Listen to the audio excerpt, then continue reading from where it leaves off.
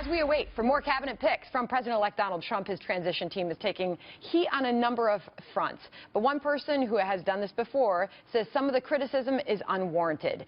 David Axelrod, who worked on President Obama's transition team, he tweeted this: lots of reasons to be concerned about Donald Trump's transition, but the pace of announcements isn't one of them. That's not a fair shot.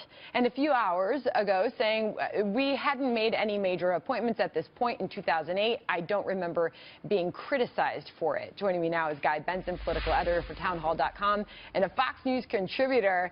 Wow, that was big news when David Axelrod, of all people, said, hold on a second. This is not fair criticism of Trump's transition team.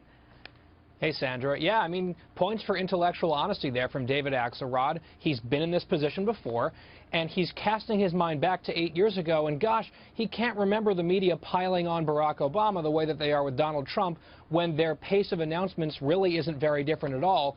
Perhaps that's because the media love Barack Obama and overwhelmingly voted for Barack Obama and tend to hate Donald Trump. Perhaps that has something to do with it. Who knows? Can I get to these latest Gallup polls? Because they are very interesting to see how people are warming up to Donald Trump more than a week now after he was elected. 51% of Americans say they are more confident in Trump's ability to serve. This is similar to post-election confidence in Presidents Bill Clinton and George W. Bush. Guy Benson, what do you make of that? And I want to show this as well. This is 19% of Hillary Clinton supporters say they're more confident in Trump since election. What does it tell you?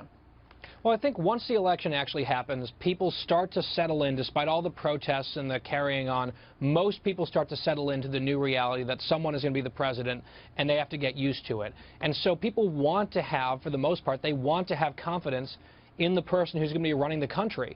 And so you're going to see a little bit of a, they call it the honeymoon period. I think it'll be very short for Donald Trump, as it would have been for Hillary Clinton. Very unpopular politicians or public figures, both of them.